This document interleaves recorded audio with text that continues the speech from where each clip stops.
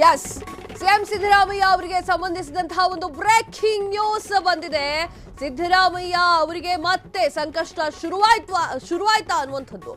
Lokayukta clean sheet ಕೊಟ್ಟಿರುವಂತಹ ಬೆನ್ನಲ್ಲೇ ಸಿಎಂಗೆ ಮತ್ತೆ ಸಂಕಷ್ಟ ಕಾಡ್ತಾ ಇದೆಯಾ? ಯಾಕೋ ಸ್ನೇಹಮಯಿ ಕೃಷ್ಣ ಅವರು ಸಿದ್ದರಾಮಯ್ಯ ಅವರನ್ನ ಬಿಡ್ತಾ ಇಲ್ಲ ಅಂತ ಅನ್ಸುತ್ತೆ. ಅವರ ವಿರುದ್ಧ ಸಮರವನ್ನ ಸಾರ್ತಾ ಇದ್ದಾರೆ. ಮೂಡಾ ಪ್ರಕರಣಕ್ಕೆ ಮರುಜೀವ ನೀಡುವಂತಹ ಹೊಸ ಪ್ಲಾನ್ ಅನ್ನ ಮಾಡ್ಕೊಂಡಿದ್ದಾರೆ. ಯಾಕಂತಂದ್ರೆ ಲೋಕಾಯುಕ್ತ ಕ್ಲೀನ್ ಶೀಟ್ ಅನ್ನ ಕೊಟ್ಟಿದೆ. ಆದ್ರೂ ಕೂಡ ಸಿಎಂ ಸಿದ್ದರಾಮಯ್ಯ ಅವರಿಗೆ ಮೂಡಾ ಸಂಕಷ್ಟ ಬಿಟ್ಟು ಹೋಗ್ತಾ ಇಲ್ಲ. ಯಸ್, ಏನಿದು ಅಪ್ಡೇಟ್ಸ್ ಇಲ್ಲಿದೆ ನೋಡಿ.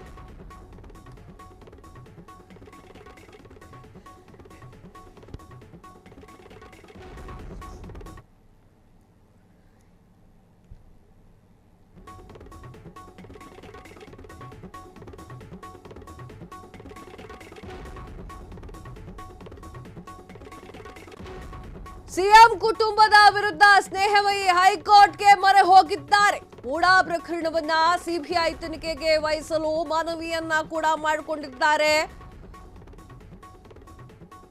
ಸಿಬಿಐ ತನಿಖೆಗೆ ವಹಿಸಲು ಕೋರಿ ಕೃಷ್ಣ ಮೇಲ್ಮನವಿಯನ್ನ ಸಲ್ಲಿಕೆ ಮಾಡಿದ್ದಾರೆ. ಹೈಕೋರ್ಟ್ ವಿಭಾಗೀಯ ಪೀಠಕ್ಕೆ ಮೇಲ್ಮನವಿ ಸಲ್ಲಿಕೆ ಮಾಡಿದ್ದಾರೆ.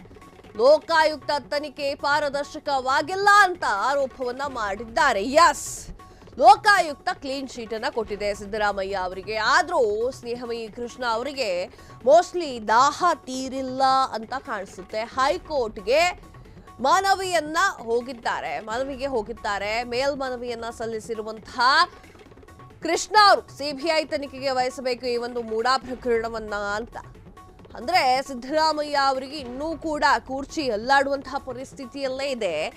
ಈ ಗ್ಯಾಪ್ ಅಲ್ಲಿ ಮೂಡಾ ಹಗರಣವು ಕೂಡ ಒಂದು ಸ್ವಲ್ಪ ಮಟ್ಟಿಗೆ ಸದ್ದನ್ನ ಮಾಡಿಬಿಟ್ರೆ ಪೂರಾ ಕಳ್ಕೊಂಡು ಬಿಡ್ತಾರ ಅಧಿಕಾರವನ್ನ ಸಿದ್ದರಾಮಯ್ಯ ಅನ್ನುವಂತಹ ಪ್ರಶ್ನೆ ಕೂಡ ಬರ್ತಾ ಇದೆ.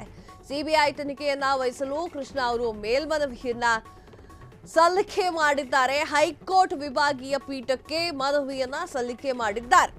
ಲೋಕಾಯುಕ್ತರು ತನಿಖೆ ಪಾರದರ್ಶಕವಾಗಿ ನಡೆಸಿಲ್ಲ ಅನ್ನುವಂಥದ್ದನ್ನ ಕೃಷ್ಣ ಅವರು ಹೇಳಿದ್ದಾರೆ. ಸಿದ್ದರಾಮಯ್ಯ ಅವರಿಗೆ ಈಗಲೇ ಟೆನ್ಷನ್ನು.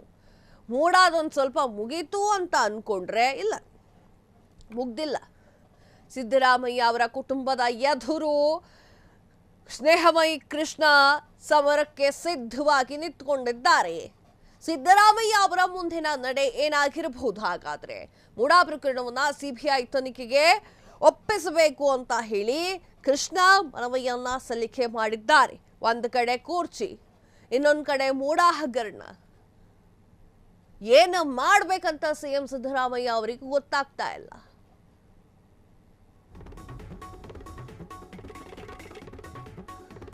ಲೋಕಾಯುಕ್ತ ಅಧಿಕಾರಿಗಳು ಸಿಎಂ ಕುಟುಂಬಕ್ಕೆ ಫೇವರ್ ಮಾಡಿದ್ದಾರೆ. ಸಿಎಂ ಪತ್ನಿ ಪಾರ್ವತಿ ಅವರಿಗೆ ಕ್ಲೀನ್ ಶೀಟ್ ನೀಡಿದ್ದಾರೆ. ಲೋಕಾಯುಕ್ತ ರಾಜ್ಯ ಸರ್ಕಾರದ ಅವಧಿಯಲ್ಲಿಯೇ ಇದೆ, ಈ ಒಂದು ಅಧೀನದಲ್ಲಿಯೇ ಇದೆ. ಲೋಕಾಯುಕ್ತ ರಾಜ್ಯ ಸರ್ಕಾರದ ಅಧೀನದಲ್ಲೇ ಇರುತ್ತೆ, ಅದೆಲ್ಲರಿಗೂ ಗೊತ್ತಿದೆ. ಹಾಗಾಗಿ ಅವರು ಸಿಎಂ ಕುಟುಂಬಕ್ಕೆ ಏನಾದ್ರೂ ಫೇವರ್ ಮಾಡಿದ್ದಾರಾ? ಲೋಕಾಯುಕ್ತ ವರದಿಯಲ್ಲಿ ಸಾಕಷ್ಟು ಅನುಮಾನಗಳು ಕೂಡ ಇದೆ. ಹಾಗಾಗಿ ಸತ್ಯ ಹೊರಗೆ ಬರಲು ಸಿಬಿಐ ತನಿಖೆಯ ಅಗತ್ಯವಿದೆ. ವಿಭಾಗೀಯ ಪೀಠ ನನ್ನ ಮನವಿಯನ್ನ ಪುರಸ್ಕರಿಸಲಿದೆ. ಈ ಬಗ್ಗೆ ನನಗೆ ಸಂಪೂರ್ಣವಾದ ವಿಶ್ವಾಸವಿದೆ. ಮೇಲ್ಮನವಿಯನ್ನ ಸಲ್ಲಿಕೆ ಮಾಡಿರುವ ಬಳಿಕ ಸ್ನೇಹಮಯಿ ಕೃಷ್ಣ ಈ ಹೇಳಿಕೆಯನ್ನ ನೀಡಿದ್ದಾರೆ. ಸ್ನೇಹಮಯಿ ಅರ್ಜಿ ವಜಾಗೊಳಿಸಿರುವಂತಹ ಏಕಸದಸ್ಯ ಪೀಠದ ಆದೇಶವನ್ನ ಪ್ರಶ್ನೆ ಮಾಡಿ ವಿಭಾಗೀಯ ಪೀಠದ ಮೊರೆ ಹೋಗಿದ್ದಾರೆ. ಮೇಲ್ಮನವಿ ಸಲ್ಲಿಸಿರುವಂತಹ ದೂರುದಾರ ಸ್ನೇಹಮಯಿ ಕೃಷ್ಣ. ಯಸ್, ಅವರೊಂದು ಒಳ್ಳೆ ಪಾಯಿಂಟ್ ಅನ್ನ ಹೇಳಿದ್ದಾರೆ. ಈ ಪಾಯಿಂಟ್ ಎಲ್ಲರಿಗೂ ಕೂಡ ಅದು ಸರಿ ಅಂತ ಅನ್ನಿಸ್ಬೋದು. ಯಾವ ಪಾಯಿಂಟ್ ಅಂತಂದ್ರೆ, ಲೋಕಾಯುಕ್ತ ಈ ಒಂದು ಇಲಾಖೆ ರಾಜ್ಯ ಸರ್ಕಾರದ ಅಧೀನದಲ್ಲೇ ಬರುತ್ತೆ. ಸರ್ಕಾರ ಯಾರದ್ದು? ಕಾಂಗ್ರೆಸ್ ಅವ್ರದ್ದು. ಆ ಒಂದು ಕಾರಣಕ್ಕೆ ಸಿಎಂ ಕುಟುಂಬಕ್ಕೆ ಫೇವರ್ ಮಾಡಿದ್ದಾರೆ ಅಂತ ನನಗನ್ನಿಸ್ತಾ ಇದೆ ಅಂತ ಸ್ನೇಹಮಯಿ ಕೃಷ್ಣ ಅವರು ಹೇಳಿಕೆಯನ್ನ ನೀಡಿದ್ದಾರೆ.